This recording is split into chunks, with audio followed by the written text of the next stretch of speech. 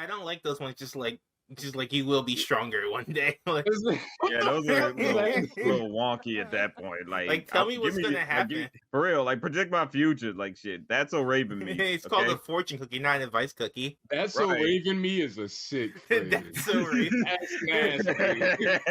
Nah, you can't get that so Raven. Oh wait, speaking of fortune cookie, wait, you guys know that the 50th anniversary of Freaky Friday is coming up? All right, so why don't we just all name our favorite version of Freaky Friday? Go. The original one. What? Son, how I'm telling you, are when I even started this talking shit, like I that, didn't bro? expect it to be a musical. What do you? I just wish you guys understood.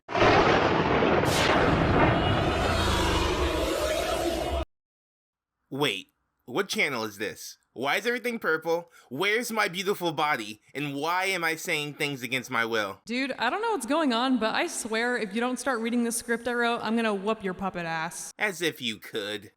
Freaky Friday. If you were born in the 90s or early 2000s, you probably remember this movie.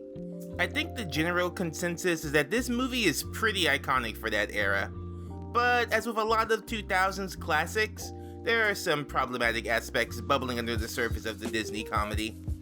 If you haven't seen it or you need a refresher, Freaky Friday stars horror film darling Jamie Lee Curtis and Disney film ingenue Lindsay Lohan as Tess and Anna. Ingenue? Now I know I'm not on my channel. A constantly clashing mother-daughter duo who are in desperate need of understanding each other's perspectives. The film was based on the book Freaky Friday by Mary Rogers, which was published 50 years ago this month. What a weird coincidence that definitely did not play a part in the timing of this video. So when we first meet the characters, Tess is getting ready for her wedding and using her 6 phones to frantically plan and micromanage everything. No, absolutely not. I said no salmon. No, it has to be halibut. Tess is also a therapist, so she's juggling her patients' needs at the same time, and seemingly on the bottom of her list of priorities are her 2 kids, Anna and Harry. It's pretty obvious that the kids' needs are not being taken care of, especially when you look at Anna. Tess literally never takes Anna's side on things, even when Anna hasn't done anything wrong. Ruining my life!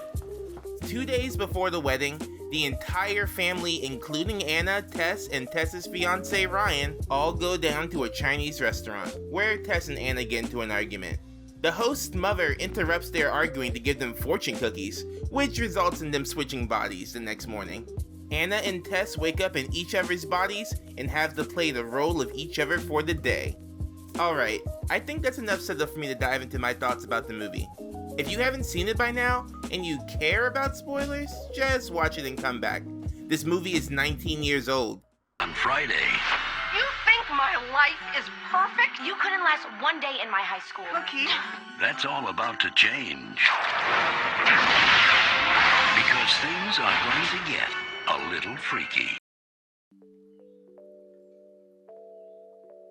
So first, I want to do some character analysis and talk about the growth of the mother-daughter relationship throughout the movie. And we're going to start with Tess. I honestly don't think that she's that great of a mom. She puts so much of herself into her work and her relationship with Ryan that her kids seem to be left with the crumbs. And sure, she's a single mom, and I understand the struggles of that, having grown up with a single mom as well. But there are easy affordances that she could make to treat her kids more like human beings that just aren't happening here. The moment where she shuts off the power during Anna's band practice. Oh, bummer. Not again. All she had to do was wait until their song was over and tell them that practice time was done. Shutting off the breaker to the garage to kill their practice session is just rude. As I mentioned earlier, she also doesn't listen to Anna's needs at all. Anna's being bullied at school by her teacher, Mr. Bates, and her former best friend, Stacy. Oh nice, I hear her mom's got it going on. And Tess completely ignores Anna's point of view about both of these things. She also takes Anna's door off of her room, which is a blatant violation and something she should know better about, considering she's a therapist, as well as a published psychologist. Teenagers deserve privacy. Tess just kinda sucks. Anna is an interesting character because her surface level presentation is a rebellious punk, but I think she's actually a good kid in a bad situation. All the people who are supposed to be nurturing her are dismissing her instead. Like her teacher who's just constantly giving her Fs, even if she understands the subject matter more than her C+ peers. She is constantly ending up in detention for reasons that aren't her fault.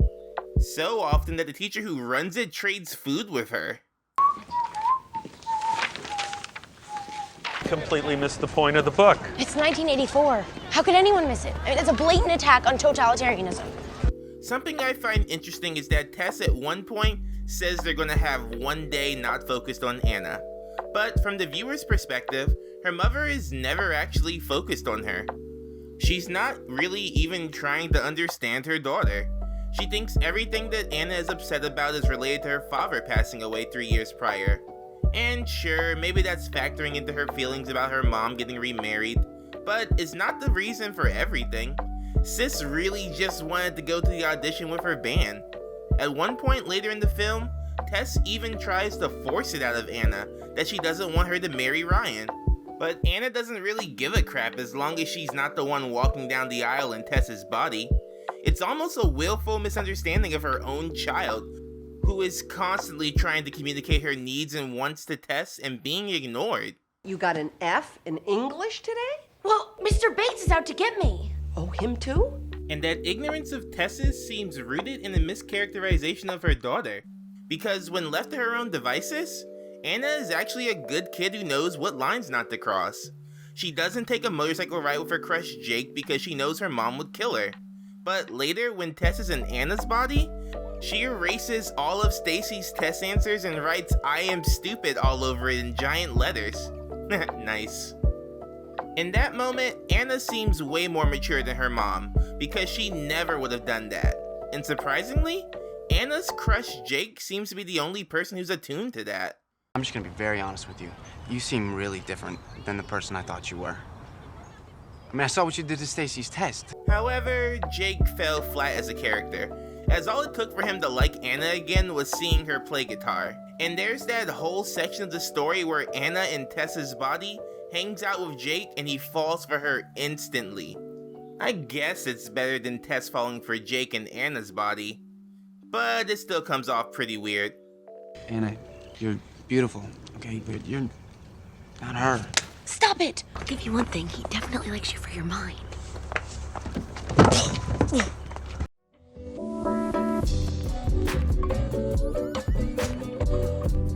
You're watching Offbeat Kiki.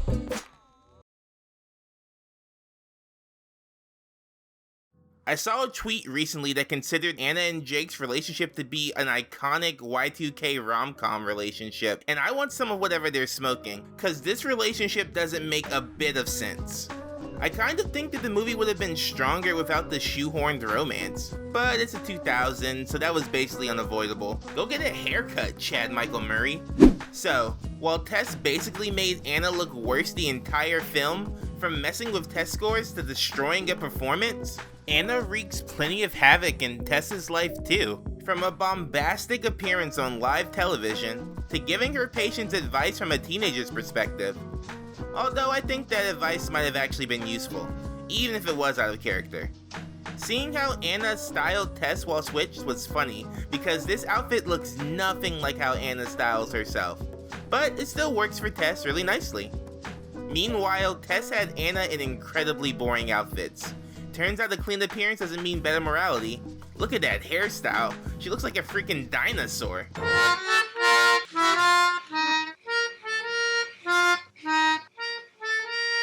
The entire point of this movie is the two characters coming to understand each other's perspective. And that part certainly worked. Tess experiences all the things firsthand that she hadn't believed from her daughter, whether it's being bullied or the things that she likes about Jake. The highlights for me was Tess telling off Mr. Bates and the reveal that Anna was being targeted because Tess had rejected him in high school. She also sees how important Anna's band Pink Slip is to her, gets to know her bandmates, and sees how hard her daughter works for the music she plays. Anna comes to understand how great of a partner Ryan is for Tess, and his place in the new family that they can build together. And as a bonus, at Harry's parent-teacher conference, she gets to read something nice that he wrote about her and understand her brother as well. It's very wholesome, and Lindsay Lohan's acting in that final scene with the speech is heartbreaking. I think a lot of people can relate to themes like familial conflict, wishing your family understood you, desiring independence, and building a broken family back together from the aftermath of a loss. But this movie has some problems. Ooh, that was weird. Kinda nice to have a dude's voice for once, though. Gender euphoria. Wait, is this thing on? How much of my script did he get through? Okay, well, I guess I'll just keep going. Yesterday was freaky. When the film was released, critics were quick to note that Asian actors in this film are only there to cause the supernatural plot to happen, and that the fortune cookie transformation sequence is a, quote, strange bit of Oriental mysticism stereotyping that seems at odds with the film's thematic focus on tolerance and understanding. Others called it like it is and just said it was some strange racist bullshit, which is about where I'm at with this, because there is a lot more going on here than just the transformation sequence. Every aspect of the portrayal of Chinese people is offensive in this film. The first time we see Pei Pei on screen, she's pushing Tess to let her cater the wedding, totally unprompted. Pei Pei's mother, who causes the switch, is never even humanized enough to have a name. And when Anna and Tess tell Pei Pei's mother that it's not a good time for fortune cookies, she just yells at them in Cantonese until they crack and take them. And then there's this. What was she mumbling about in Chinese? She did something. Some strange Asian voodoo. Who the fuck wrote this script? I just want to talk. The whole thing was unnecessarily stereotypical and an unkind caricature of Asian people. The story could have very easily been told without portraying Chinese women as manipulative, cunning, mischievous, magical beings. The other Freaky Fridays did not include this as a reason for them switching. Those writers had all the options in the world and said, yeah, let's demonize Chinese women. And it did not age well at all. So yeah, not a great handling of people of color here in this film. In fact, the entire story revolves around white people, and the only remotely positively portrayed non-white character in this movie is Anna's bandmate Maddie, who is played by Puerto Rican actress Cristina Vidal. But racism isn't the only thing wrong with this movie either. I think the entire thing is kind of mean-spirited, and that feeling sunk in pretty early along in the story. Anna's grandpa is a caricature of an elderly person. He's portrayed as completely detached from reality, and it's 100% played for laughs, not at all tragic. Tess's patients are mostly caricatures of what the 2000s thought therapy patients were like, including an incredibly clingy man who needs to see her for therapy every single day, and a woman who can't even get words out of her mouth.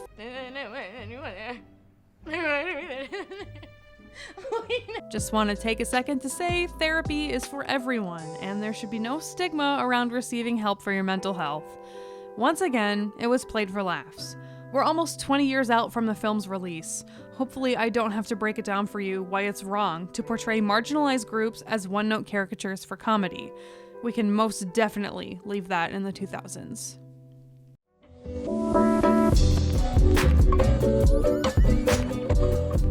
You're watching Offbeat Kiki. Now, with that addressed, I would like to highlight some good aspects of the film, because we don't blatantly hate on anything on this channel. We love nuance. We can acknowledge the failings of a work of art alongside its successes. And I think one area where this movie succeeds is in the delivery from Jamie Lee Curtis and Lindsay Lohan. I wasn't expecting much in terms of performance from this movie, but I think they both did a fantastic job acting as each other. The juxtaposition of Anna's persona and Jamie's appearance work really well. Darling, could you, chill for a sec? Sure. And Lindsay Lohan showed off a mature and collected side of herself that is not normally associated with her name due to how horribly she was painted in the 2000s. It honestly makes me a little sad to see Lindsay Lohan doing such a good job in this film, since we all know the way society mistreated her and drove her down a dark path. I'm glad she's doing better now and coming back to acting. That poor girl did not have good people around her growing up to protect her from the industry or from her own father, but that's a topic for another day. Jamie and Lindsay both spent time learning guitar for the movie. Lindsay actually spent a year in lessons, and Jamie learned that guitar solo that she plays as Anna at the Wango Tango audition. And on that note, the music in this movie is pretty iconic. I've never forgotten the lyrics to The Ultimate from the end of the movie, and I hadn't seen it in 15 years. And Pink Slip's main song, Take Me Away, was pretty catchy. But actually, my favorite musical moment is when Tess walks into the coffee shop to talk to Jake and Fight Test by the Flaming Lips is playing. That's my favorite song of theirs, and it caught me off guard. So props to whoever picked that.